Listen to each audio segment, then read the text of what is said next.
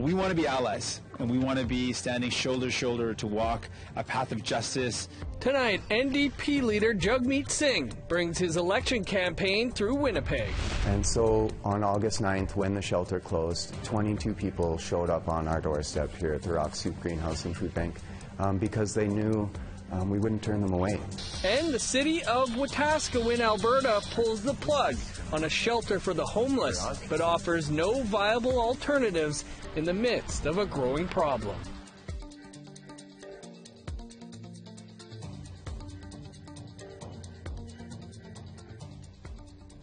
Good evening, I'm Dennis Ward. Welcome to APTN National News.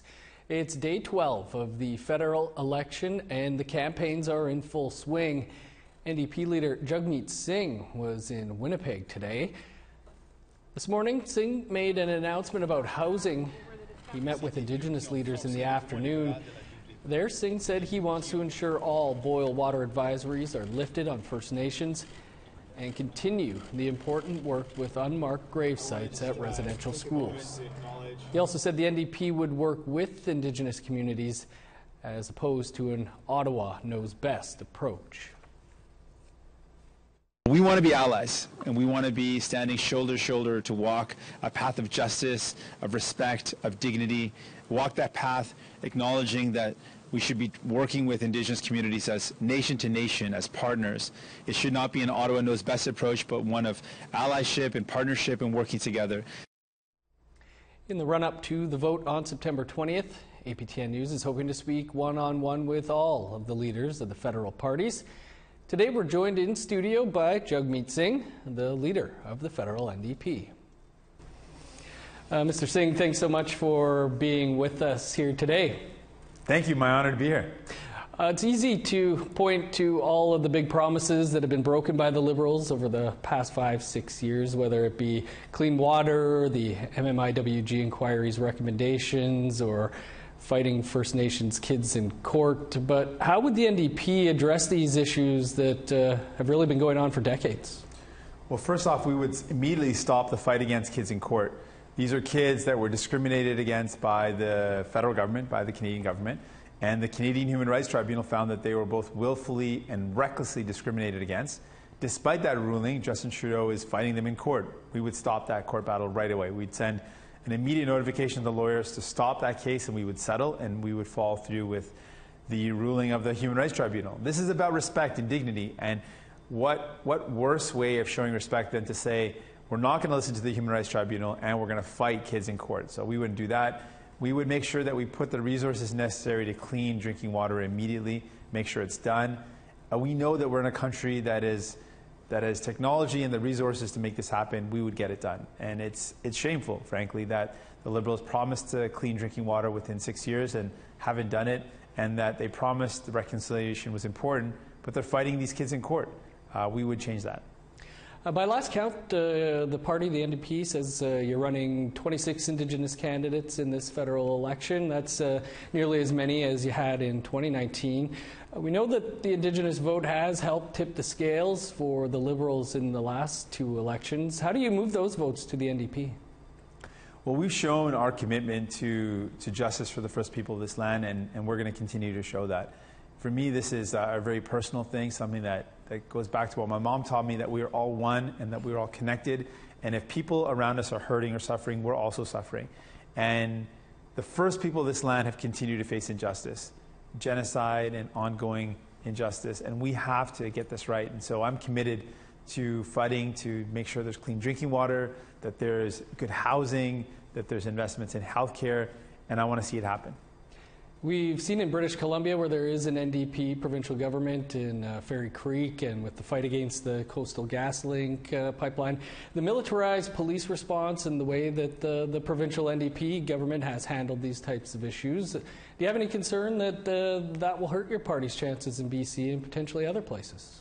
Well, I'm deeply concerned about the RCMP's response. This is a police agency that is fully regulated by the federal government. And there has certainly been disturbing, heavy-handed tactics used, and I condemn those. That is not how these type of disputes should be resolved with that type of violence. It is completely wrong. And what we said, there needs to be a review of use of force policies at the federal level. We need to make sure that there's a focus on de-escalation. And these are demands that we've asked for a long time now, and Justin Trudeau has ignored them. And so this is the ongoing result of a prime minister that continues to ignore the real problems that are going on and does not bring in the changes needed. We're only on week 2 here of this election, but it sure feels like there's a lot of hate so far in this campaign, whether it be online or even with the people at events. We know so many of the issues Indigenous people face come back to systemic racism, whether it's the justice system, healthcare, all forms of institutional racism. We know that you too have faced that discrimination. How does this country move beyond that? One, we have to acknowledge it. Systemic racism is real, and it takes lives. We see it in the justice system with Indigenous people and racialized people making up far more of their population being disproportionately represented. And we see it in the fact that clean drinking water is being denied. This would never happen. An issue around clean drinking water would never happen in a city like Winnipeg, where we are today, or in any large city around Canada. And the fact that Indigenous communities still don't have clean drinking water is a very stark reminder of systemic racism. We see it in healthcare outcomes, and I think about Joy Saskatchewan, who pleaded with people to get care and died while she was streaming live on Facebook. I mean, this is the real impact of discrimination. So we've got to acknowledge that it's real and then commit to fighting it. When it comes to the things that we can deal with in the justice system and the healthcare system, we need to make it really clear there is no place for this type of discrimination. And we need to find better ways to track it so we can identify where it happens, so better data around collecting where discrimination is happening and how we can fight it. And we really need to look at some of the other forms of discrimination based on online hate and how online hate is radicalizing people, and we've got to tackle that. These are just some of the things we can do, but really it's the commitment to tackling discrimination and hate, and it's something that I want to tackle. We know a lot of Indigenous people are on the fence whether to vote or not even, or where to put their vote. What do you say to those out there who may be on the fence right now? I would encourage everyone to get out and vote. It is easy to do. You can do an online ballot, you can vote in person, you can vote in advance.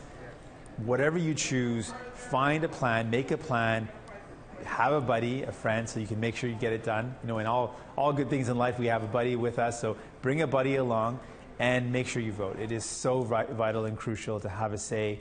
And ideally, I'd love for you to vote for New Democrats, but vote for sure, because you can make a difference in the way our country is shaped coming out of this pandemic and the way we actually put in place real justice for people.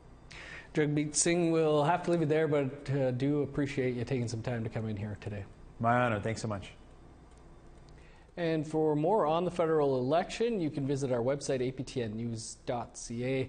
That's where you'll find our earlier interview with Annamie Paul, the leader of the federal Green Party, and all of our election coverage. In Alberta, Indigenous people won't be able to vote on reserve in the upcoming provincial referendum. Since Indigenous communities aren't considered municipalities, those living on reserve will have to either travel to the nearest municipality or vote by mail. Plebiscite questions include whether equalization payments should be eliminated from the Constitution and whether Alberta should adopt a year-round daylight savings time. Albertans will vote on October 18th. News from Toronto that Ryerson University will be changing their name. The school's Standing Strong Task Force made 22 recommendations to the Board of Governors today, and all 22 were accepted. One of those recommendations is to remove Egerton Ryerson's name from the school. Ryerson was one of the architects of Canada's residential school system, and many Indigenous advocates have been pushing for this change. Well, we'd like to hear what you think about the name change at Ryerson or anything else you see here. Here's how you can continue the conversation. You can send your emails to news@aptn.ca or leave a comment on aptnnews.ca. You can also find us on Facebook, Twitter, Instagram, YouTube, and TikTok. Follow APTN News to join the conversation and see our latest stories. Anishinaabe Nation leaders gathered in Thunder Bay today in a plea for help regarding a series of fatal incidents in a Northern Ontario community which occurred over a 3-day period. Winniman Lake First Nation said last week a 20-year-old died after falling from a communications tower. Shortly after, another resident who witnessed the incident died by suicide. In the same week, they reported an elder passed away in a care facility off reserve. The family was not notified until a day after. Leaders are calling on governments for immediate and long-term supports for the community. With the federal election weeks away, Deputy Grand Chief Bobby Narcisse had one message for federal and provincial leaders.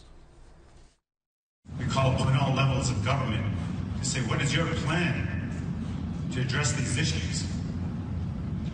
We no longer can't be treated as second-class citizens in a very resource-rich province as Ontario. And the fact that many of our community members are going through this, and the chief is here calling on a state of emergency. What is your plan? Time to step aside for a quick break, but first, here's a look at something we're working on. I'm Tamara Pimentel. In southern Alberta, the opioid crisis gets worse. We're losing more people to this drug than we are losing to COVID. In the past year, Blood Tribe has lost 194 members. But officials say most of those deaths happen off reserve, with restrictions on safe injection sites. What will it take to lower the overdose rate? I'll have that story soon on APTN National News.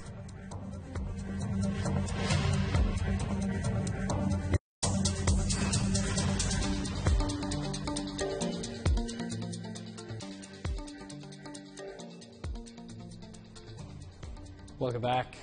Earlier this month, the city of Wetaskiwin, south of Edmonton, closed a homeless shelter. It had only been operating for 9 months, and now those evicted are camping in tents across the city, and they're wondering where they will sleep with winter approaching.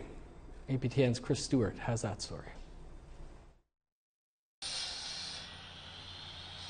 The hub in Wetaskiwin opened in November of last year. It housed 60 people each night and provided services to hundreds more. In May, the city of Wetaskiwin pulled the lease on the city-owned building. The city said complaints from businesses and residents about increased crime caused the decision. Tyler Gandam is the mayor of Wetaskiwin. As time went on, we were seeing a big increase in the number of people downtown. Then there became an issue when people were being accosted. There was assaults happening downtown, open drug use, open alcohol use. When the shelter closed on August 9th, many had nowhere to go. Some arrived on the doorstep of the Rock Soup Greenhouse and Food Bank. Craig Halbertson is the executive director. If we close the shelter, where are people going to go? If we close the shelter, how are people going to eat? And these questions just kept going unanswered by the powers that be. And so on August 9th, when the shelter closed, 22 people showed up on our doorstep here at the Rock Soup Greenhouse and Food Bank because they knew we wouldn't turn them away. They had to set up quickly. Rock Soup is providing food, clothes washing, and paying for showers at the nearby pool. We're volunteer run, so me and about 7 volunteers put together camp for 22 in 2 hours. They came with no tents, no blankets, no nothing. We put the call out to our community on social media, and people rallied. And so we were able to shelter, feed, and clothe 22 people on night 1. V. Duncan is a mental health and homeless advocate. He's working with the Rock Soup to help those in Wetaskiwin who need it. He says the city doesn't have a plan for the winter to help the people staying here and the other encampments in the city. They want to move everyone over behind this empty lot behind Walmart, and it's kind of ridiculous because they aren't offering any amenities, washrooms, food support. Both Duncan and Halvertson say the reports of crime are overblown.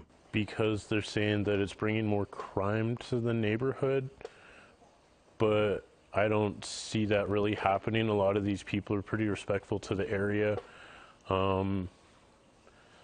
And a lot of it's just blatant racism from city of Wetaskiwin members.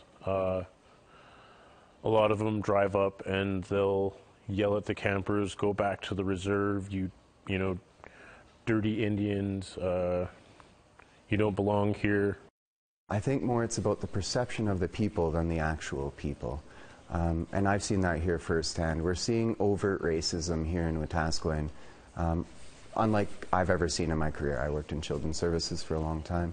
I've never seen racism at this level. Inspector Durns of the Wetaskiwin RCMP spoke to APTN. He said crime so far this year is actually down. There were some increases of assaults and use of chemicals. And break-and-enters and car thefts are down. Look, this is all we got left is that right there. They burned those pallets. Yeah, that's 3 more logs for the night. How are we going to deal with that? Tom has been living in the teepee outside the rock soup. Tom is not his real name. He says local residents shine headlights at the tents at night to disturb their sleep. They drive by on their vehicles and rev them up, the heavy, you know, with the loud pipes, they're heavy trucks, yeah. Then they beep the horn 4 in the morning by here real long, just to be ignorant, right? To keep you awake? Yeah, that's what they're doing. Tom is asking for donations of wood, socks, and winter clothing. The firewood is nearly gone. This thing doesn't burn like a vehicle, you need fuel to run it, right? Same with this, it needs wood to run. Without this wood, it's going to get cold in there. Mayor Gendham says the site behind the Walmart will provide washrooms, garbage disposal, and a fire pit. The location has been used in the past. He says the city is working towards a permanent solution. Not everything has gone smoothly. We haven't gotten it right every time, but we learn from our mistakes, and we're going to continue to do that and continue to make that effort. Are you confident that there will be a solution and a place for these people to stay before the winter? I am confident, yeah. Tom is grateful for the help of the Rock Soup, but their resources are limited. Yeah, people are just trying to live here and survive. Look, we're starving. Soup Rock can only support so much, right? And they're bending their backs just to keep these guys fed every day and draining their accounts just to makes people happy, you know? Nobody else out there is pulling for us, just them. But, you know, if you have a heart, come here and support us. Chris Stewart, APTN National News, Wetaskiwin, Alberta. Still in Alberta, an Edmonton police officer has been found guilty of assaulting an Indigenous man during an arrest in 2019. This video shows Elliot McLeod screaming in pain as Constable Michael Partington dropped his knee on his back. Partington was assisting another officer who stopped McLeod for riding his bike on a sidewalk without a bell. Backup was called when McLeod rode off after giving a fake name. Partington has been suspended without pay since charges were laid last summer. There's 163,000 square kilometers of fresh water in the Northwest Territories. That's more H2O than Brazil, Australia, Mexico, Norway, and Mongolia combined. This month, APTN News was invited to see water through one Dene community's eyes. Here's a preview of what's coming. I'm Charlotte Morit-Jacobs in Cockatoo First Nation, Northwest Territories, for a water stewardship gathering. Separates the metals from the water. Then when we fill in the water, I'll give... Folks from near and far are sharing stories on that water travels quite that distance. How they are connected to water. Hunter that uses like the water to go hunting, or how they use water, and how they plan to protect water for future generations. That's coming up soon on APTN National News.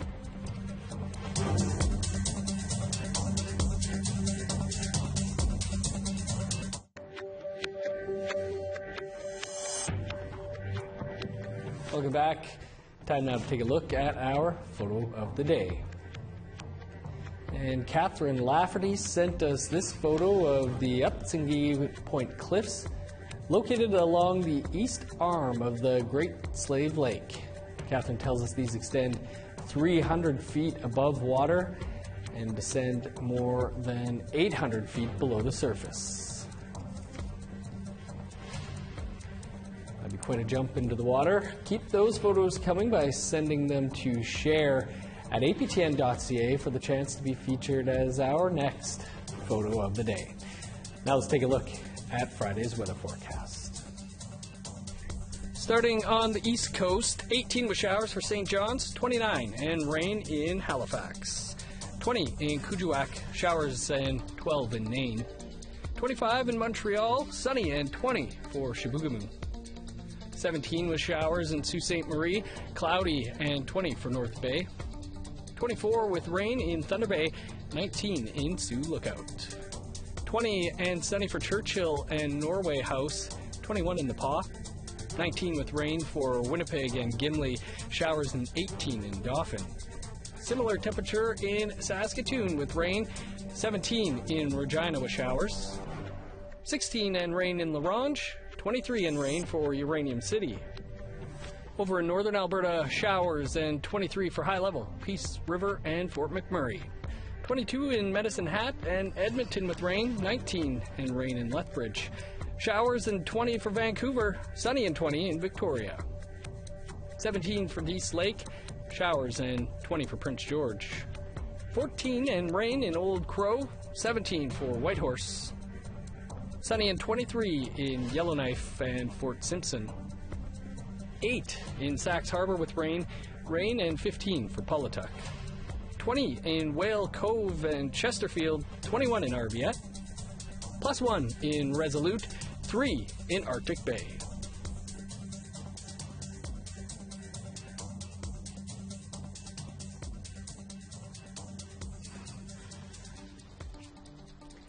Some sad news to pass along now as Nunavut and Nunavik have lost a journalistic tour de force. Jim Bell, the longtime editor of Nunatsiaq News, passed away from cancer at the age of 69. Bell spent 34 years with Nunatsiaq News, the paper that covers Nunavut and Nunavik.